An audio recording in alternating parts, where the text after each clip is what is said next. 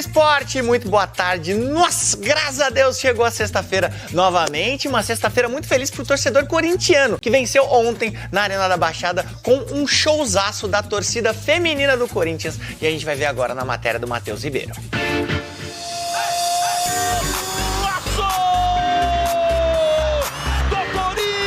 Corintiano, me diz uma coisa. Há quanto tempo você não via esse pulinho seguido dos dedos rodando a cabeça? De bate-pronto é difícil responder, mas daqui a pouco eu te falo. Fácil mesmo é dizer que ele fez a alegria delas. Vai, Corinthians! Vai, Corinthians! A Arena da Baixada foi tomada pelas mulheres, crianças, idosos e pessoas com deficiência. A restrição fazia parte da medida imposta ao Atlético pelo STJD devido à briga de torcedores no clássico contra o Coritiba ano passado. As corintianas logo viram um time com novidade no ataque e retornos importantes na defesa. Só que pilar defensivo nenhum estava segurando o tanque Viveiros do outro lado. O colombiano tentou uma, Viveiros! duas, Tudo tá fora do gol, Viveiros! Pra fora! até que na terceira, Gil Viveiros é pênalti! Julimar tirou do Hugo, mas tirou demais. Tirou do goleiro, tirou demais! Para desespero da torcedora. Minha amiga, tudo que é ruim pode piorar. Setembro de 2025. Essa tinha sido a última vez que o Rodrigo Garro havia marcado com a camisa do Corinthians, contra o próprio Atlético Paranaense. Eis que 5 meses depois, ele repetiu a vítima e, enfim, acabou com o jejum. Reparem na jogada. O argentino participa da construção desde o começo. A bola passa pelo pé de 7 jogadores diferentes, até encontrar o camisa 8 na entrada da área. Aquela finalização de raríssima felicidade! Ele pode nos entregar muito mais, eu tenho certeza disso, e ele sabe disso. A confiança é muito grande. Eu não tenho dúvidas em afirmar que ele vem num processo de evolução. Às vezes oscila, hora para mais, hora para menos, o que é um fato natural. O gol do argentino não foi suficiente para tirar a cara de poucos amigos do Dorival. É que o Atlético seguia perdendo chance. Dentro da área, a bola tá viva! Mas a blitz adversária não era a única preocupação do Corinthians. O gramado sintético era outra. O jogo é isso, aqui, com esse campo aqui que não sei, é difícil. Infelizmente a gente tem que jogar nesse gramado que... Infelizmente a gente tem que jogar nesse gramado, que para o corpo do atleta, ainda mais com vários jogos seguidos, é bem difícil. Importante que a CBF nos escute, porque o gramado atenta contra o nosso corpo. Depois da partida, Memphis fez coro à reclamação e falou da arbitragem nas redes sociais. O embate com o juiz Rodrigo José Pereira de Lima durou o jogo inteiro. Ora pela ausência de cartão, O Memphis tá bravo, hein? ora pelos 13 minutos de acréscimo. Mas Hugo tava lá. Tudo bem, foi mais no meio do gol, sim, mas tá ligado. Foi a terceira vitória seguida na temporada. O 7º jogo sem sofrer gol. Na noite em que o gesto de doido voltou a aparecer, a felicidade foi de um bando de loucos em Curitiba. Ou melhor, Um bando de loucas! Falando por Apopó também. Legal demais. Então vem pra cá, Caio Ribeiro, sextar comigo. Que delícia você aqui. Uma cestinha, estava com saudade. Caioba, vamos destacar de novo o show da torcida feminina corintiana. Quero colocar esse sobe som aí, porque é algo que impressiona. Coloca aí.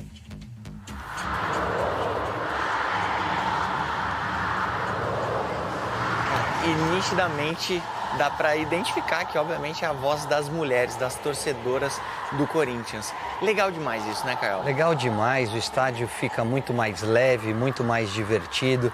Que punições aos clubes sejam exercidas dessa maneira, trazendo crianças, mulheres, idosos e aqueles que têm algum tipo de problema. Exato, a gente torce para que não tenha, né, mais punições, seria o mundo ideal, mas caso aconteça, que seja com as mulheres e com toda essa galera dando esse show. Vamos mostrar aqui as estatísticas da partida.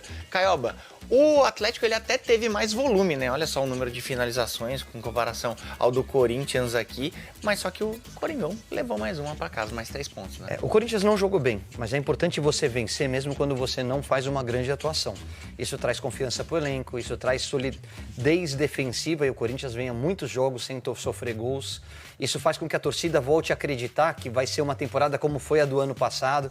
O Garro voltou a fazer gol e recuperar o bom futebol e ele é fundamental, estando bem, é titular absoluto desse time. Então tem muita coisa boa e ainda mais jogando num terreno difícil, num estádio complicado, onde os adversários costumam deixar pontos. O Corinthians não. O Corinthians normalmente se dá bem contra o Furacão. Boa, bom início de ano do Corinthians. E na coletiva pós-jogo, o Dorival puxou um debate que eu achei muito interessante. A gente vai ouvir aqui agora ele falando sobre os gringos jogando no futebol brasileiro. Depois eu quero a sua opinião, Caioba, então se liga aí. São dois fatores que, para mim, conflitam muito com aquilo que nós sempre fizemos. Revelarmos atletas e termos gramados, por sermos um país tropical, gramados em condições. Está na hora de intervirmos em relação ao número de estrangeiros em cada equipe brasileira. Nós estamos aí penalizando uma geração e futuramente pagaremos um preço muito alto. Nós não estamos percebendo isso acontecer. A Itália pagou um preço altíssimo em 2 Copas do Mundo, tendo uma dificuldade muito grande de classificação nessa terceira. Caio, você concorda ou discorda do Dorival? Ele até citou a Itália, né? Jogou lá, conhece muito bem o futebol italiano. Você acha que a gente tem que diminuir o número de gringos jogando aqui no Brasil? Acho e concordo 100% com o que o Dorival falou. Primeiro, porque a gente está vendo o que aconteceu na Itália. Ela abriu, né, para todo mundo, todos os estrangeiros poderem jogar. Na minha época só podiam jogar 3. Depois os comunitários, você podia ter 11 estrangeiros jogando no teu time. Isso impede o surgimento de italianos jovens e promissores. É o que a gente tem que tomar cuidado aqui no Brasil. O Brasil tem muito moleque bom de bola. Se você traz gringos, jogadores de fora do país que façam a diferença, você leva o nível do campeonato. Agora, você trazer só por conta do passaporte, só porque eles são mais baratos, você impede o crescimento da base. Você não dá oportunidade para essa molecada que está surgindo. E aí você não tem a renovação. Aplausos pro Dorival, ele está corretíssimo. Vou já conversar com o nosso convidado. Não é, Hernan? De vitória ontem. E eu já tô vendo que tem uma medalha ali, ó. No final do ano ele vai voltar, vai estar cheio de medalha ali. É, o homem é pé quente. Não é? Chegou chegando. Olha lá. Fala, Supercopa, essa é a medalha da Supercopa. Deu pra descansar ou não? Depois da vitória ontem? Vitória boa, hein? G5 agora, Libertadores ali, a fase de grupos ali, que tudo bem que a gente tá no começo ainda do Brasileirão. Mas foi importante dar essa estilingada aí para ir tranquilo para a fase final do Paulista, né? Depois de uma vitória fora de casa, o retorno é muito bom, pode voar de madrugada, não tem problema, tudo é alegria, né? Um jogo difícil, né? Muito difícil jogar no estádio do Atlético, no campo do Atlético especialmente. E o Atlético fez um bom jogo. O Atlético jogava pela liderança ontem, né? Se vencesse o jogo, mas a gente foi muito competente. Fomos efetivos, soubemos nos defender bem, marcamos um belo gol com o Garro e começamos bem o Brasileiro. E o que a gente fala muito lá internamente no Corinthians é de que querer e fazer que esse ano também uma campanha consistente de ponta de tabela, de primeiros lugares da tabela no Brasileiro. Diferente do que foi o ano passado, isso é uma fala que a gente escuta internamente. Eu não estava no ano passado do clube, mas os jogadores, comissão técnica, reforçam muito esse discurso de que esse ano queremos fazer uma Série A, né, com mais regularidade e brigando mais na parte de cima. Então a vitória de ontem foi fundamental para esse objetivo. Recuperamos os pontos que deixamos na Vila, né, no primeiro jogo lá contra o Bahia, que foi na Vila, e agora vencemos fora de casa. E estamos ali a um pontinho dos líderes. E aí, para ser competitivo em todas as competições, é preciso, né, talvez o que tenha faltado no ano passado, você ter um elenco com opções. Ontem a gente já viu o Dorival até rodando elenco, a gente tem visto nessa temporada, ele tem mais opções, mas ao mesmo tempo ele em toda entrevista também cobra, ou pede, né? Como é que vocês avaliam? Já tem elenco suficiente para ser competitivo em tudo, Paz? A janela ainda está em aberto, né? Então, até o dia 3 de março... se pode fazer mudanças, entradas ou saídas. Necessidade maior de entrada, sem dúvida alguma. O Dorival conversa comigo diariamente sobre isso. Ele está satisfeito com o que já foi feito, né, com as contratações que já foram feitas. Eu lembro que quando nós começamos esse trabalho, em dezembro, na primeira ligação que eu fiz com o Dorival, a preocupação maior é se ia sair o transferban, né? Se ia sair o transferban para poder contratar pelo menos um jogador. E o presidente me garantiu desde o início que sairia e cumpriu com a palavra, como sempre, tem feito aqui conosco, e rapidamente conseguiu tirar o transferban e a gente pôde contratar dentro dessa realidade de custo zero. É o que a gente vem fazendo com o Corinthians, né, dentro da realidade que foi passada de sustentabilidade, de reestruturação financeira. Então já chegaram em vários reforços, o elenco está mais encorpado, o Dorival tem mais opções, porém, como a janela ainda está em aberto, pode ser que a gente faça mais algum movimento aí para dar ainda mais qualidade e quantidade de peças, justamente para poder ser competitivo no máximo de competições, para poder, na quarta e domingo, ter time qualificado para buscar vencer qualquer jogo dentro ou fora de casa. Bruno, a sua pergunta. Coisa rápida, o Marcelo. Bom, primeiramente, bom dia, Marcelo. Você falou agora das potenciais possíveis entradas. Eu vou mudar um pouco a linha e entrar nas potenciais eventuais saídas. E começo perguntando rapidamente, são duas em uma, se André e Breno Bidon, vocês tiveram de fato nos últimos dias alguma proposta oficial ou abordagem oficial? E pensando no meio do ano, que é a principal janela na Europa, se vocês temem e acreditam que pelo menos um deles será negociado? Não teve nada pelo Bidon, pelo André sim, pelo André houve procura, mas o que eu posso garantir para o torcedor é que nenhum jogador sai agora. Esses jogadores, principalmente André, Bidon e Yuri, não têm a menor chance de saírem agora, nesse momento, continuam no clube. Agora, na janela do meio do ano, não é temer não, é necessidade, porque eles precisam vender atletas. Eu falei isso na entrevista coletiva e vai ter venda. O Corinthians precisa vender atletas por uma questão orçamentária. Está previsto no orçamento um número de venda de jogador e isso tem que ser cumprido. Então, naturalmente, vai ocorrer alguma venda. Todo mundo lá dentro sabe disso, Dorival sabe, o presidente que é o grande líder de todo esse processo. E então, naturalmente, vai ter, porque o clube precisa fazer caixa para honrar com seus compromissos. Hoje é um clube que está com tudo em dia com seus jogadores, com premiação. Foi pago já a premiação da Copa do Brasil, foi paga a premiação da Supercopa, salários estão rigorosamente em dias. Então, isso atrai jogadores. O que tem para trás é outra coisa. Aí são situações que o Corinthians vai resolvendo.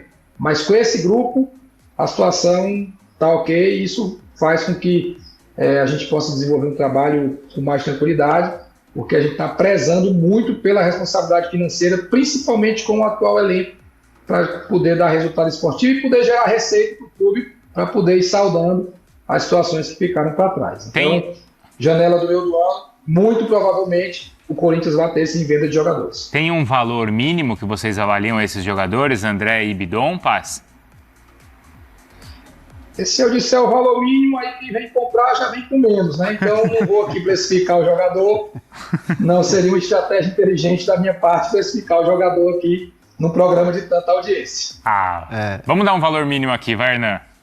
40 milhões. Eu vou falar como pensa o torcedor do Corinthians. Como pensa? Bidon não sai por menos de 45 e o André, do jeito que tá jogando, é para bater 40. Eu tô pensando com cabeça de torcedor. E acho que cabeça de mercado... Eu acho que a gente tem que pensar também com cabeça de mercado. Porque qual foi a maior venda da história do Corinthians? A maior? 18 milhões de euros. Foi do Moscardo? Moscardo. Então. Foi o Moscardo. 18 milhões de euros. Então, mas espera aí. Esse é o teto do Corinthians para hoje. Claro que a gente tem que trabalhar para vender por números maiores. Entendi. Então, se ele falou em 20 e a gente está falando em 40, se chegar no meio termo é 30. Não, mas assim, o Moscardo era um jogador com um potencial muito grande. Hoje a gente vê que ele de fato teve lesão e tal, está tendo uma dificuldade no futebol europeu, mas eu entendo que a bola que o André está jogando, o que ele jogou na final da Supercopa, o Bidon do final do ano passado, para mim o que o Memphis, que é uma referência dentro do elenco, fala do Bidon, eu acho que é um patamar diferente em relação ao Moscardo, que sempre foi muito bom jogador. Menos de 30 não dá para conversar, né? Eu acho que sim. Eu não vou aqui precificar jogador, porque senão o Paz vai ficar bravo comigo, mas acho que é por aí mesmo. Ele sorriu e ele concordou, então, tá? Bruno, obrigado, viu? O Paz vai continuar com a gente. Nada, obrigado mas eu me despeço só forçando um pouco o Paz. Ele falou que teve sim proposta, ou pelo menos abordagem recusada pelo André, se ele pode contar qual é o clube, porque já circulou Inter de Milão, Benfica, então eu me despeço insistindo um pouco para tentar esmiuçar quem procurou o André. Abraço, Marcelo, obrigado, viu? O que eu posso garantir é que não houve nada do Benfica. Foi noticiado aí ontem, Benfica, e não houve nenhuma proposta, nenhuma sondagem do Benfica. Então acho que é da Itália mesmo, né? Pode ser, Bom, e o Bidon faz tempo, né, que ele é cobiçado. O Hernan e o Memphis. Tem as duas perguntas, as duas maiores questões aqui, Memphis e Coutinho. Memphis e Coutinho. Coutinho, eu acho que eu já sei a resposta. Mas perguntar para o Paz sobre o Memphis. Me parece que ele está muito aberto, pela entrevista que ele deu ali ao Romário, de que ele está muito aberto a essa conversa. A gente sabe que o Memphis, ele trabalha com um corpo jurídico / administrativo, que é o pessoal do staff dele. E ontem aqui no Fala Fonte, Marcelo, eu dei a informação de que você tem sido uma pessoa importante nesse processo junto à diretoria. Óbvio que tem o peso do presidente, as decisões do presidente e tudo mais, mas você tem se aproximado cada vez mais do staff do Memphis nessa questão das conversas com o jogador, e que é algo muito positivo e um caminho que está muito bem se iniciando para planificar, para conseguir essa renovação de contrato. Queria que você contasse um pouco o bastidor disso, como é que está sendo essa relação com o staff do Memphis, que a gente sabe que é um pessoal um pouco mais fechado em relação a negociações, até mesmo a conversas e tal. Bem, no caso, inicialmente, o vínculo é com o próprio Memphis, né? A gente está no dia a dia do CT, tivemos conversas diretas, assim, só eu e ele na sala já por mais de uma vez, falando de tudo, falando de futebol, falando de Corinthians, falando de vida, de adaptação ao Brasil, de jeito de jogar, como ele entende a melhor forma de jogar, né, de como a gente pode juntos fazer o Corinthians crescer. A gente falou muitas vezes sobre isso, né, o que é que a gente pode se ajudar aqui para fazer o Corinthians crescer. O Memphis tem um sentimento muito grande de que o Corinthians tem um potencial enorme, ele está certíssimo nisso. Então, a gente tem batido papo nesse sentido, o que é que a gente pode fazer a nível de ambiente, a nível até externo mesmo, de imagem, né, que o Corinthians tem uma imagem internacional muito grande, o time conhecido no mundo inteiro, e trabalhar melhor isso. Então, a gente conversa sobre muita coisa, e houve uma aproximação, sim, com a equipe dele, né, já trocamos algumas palavras, já nos aproximamos, eles já sabem quem eu sou, já sei quem eles são, porém o processo de uma renovação, ele passa antes por uma discussão do que tem para trás, né? Existe uma dívida do Corinthians com o Memphis, todo mundo sabe disso. Existe uma conversa para que essa dívida seja equacionada. Quando eu falo de equacionada, não é pagar tudo agora, que é um valor substancial, então é organizar um fluxo de pagamentos que fique a contento para ele e para a equipe dele. E uma vez que isso esteja equacionado, aí a gente tem conforto também por parte dele de ir para um segundo passo, que é a renovação e a ampliação de contrato dele. Eu vejo ele com vontade de ficar, eu vejo ele extremamente identificado com o clube, com a cidade, ele ama o Brasil, ele ama o Corinthians, e ele faz questão de mostrar isso. Galera, mais uma vitória do Corinthians, vitória ontem contra o Atlético Paranaense, Timão venceu lá na Arena da Baixada, vitória de 1-0 com o golaço do Rodrigo Garro. Bora ver tudo sobre esse jogo, também informação sobre o mercado da bola, Corinthians de olho em reforços aí, tem um zagueiro que o Corinthians tá querendo. Que história é essa? Bora ver nesse vídeo, comenta aqui abaixo o que você tá achando desse início de temporada. Vocês acham que o Corinthians vai ser campeão de títulos novamente esse ano? Comenta a sua opinião. Sem mais enrolações, bora ver as últimas novidades do Timão, galera. Galera, e será que tem novo reforço no Corinthians? Timão analisa a contratação do Kevin Cuesta, jogador do Once Caldas. Ele foi oferecido ao Timão, né, galera? E o Corinthians tá de olho aí em uma possível contratação. Ele tem 25 anos de idade, é colombiano e atualmente joga no Once Caldas da Colômbia. Ele foi oferecido ao Corinthians e o Marcelo Paz, galera, falou que o Corinthians tem interesse na contratação. É um cara que tem contrato até 30 de junho, ou seja, já pode assinar um pré-contrato ao terminar o vínculo, né? Então ele chegaria de graça ao Corinthians, porque estaria sem clube nenhum livre no mercado. Esse cenário pode até aumentar aí o interesse do Corinthians, porque se trata, galera, uma situação aí muito interessante, né? Porque é baixo custo, não vai pagar nada, vai pagar apenas os salários quando contratar.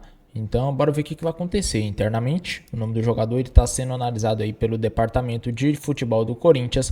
A comissão técnica e a diretoria estão avaliando seu perfil técnico, físico e a adaptação ao futebol brasileiro. A decisão sobre avançar ou não com a negociação dependerá dessas avaliações. O que vocês acham, galera? Eu acho que vale a pena, mano. Eu vi uns lances dele no YouTube e é um cara muito seguro, um jogador muito interessante. Não é igual o Félix Torres, viu, galera? Pra vocês aí já falando, porque ele parece um pouco, né, o jeito assim, mas não é. É um cara muito bom de bola. E eu tenho certeza que seria muito interessante ter ele aqui no Corinthians. Já tem até foto aqui dele com a camisa do Timão. Esse cara é embaçado, hein, mano? Comentem abaixo se vocês aprovam essa contratação aí, galera. Jogador interessante. Chegaria mais um reforço, talvez. Já veio essa temporada Gabriel Paulista, Caio César, o Zaccaria, né? Labiade, falta apenas ser anunciado. Matheus Pereira do Fortaleza. Então o Corinthians está se arrumando aí no mercado da bola, querendo contratações. Tem o Pedro Milans também, lateral direito. Bora ver se agora vem esse colombiano de 25 anos de idade. Eu vou ficando por aqui, galera, para o vídeo não ficar muito longo. Um grande abraço e até o próximo vídeo.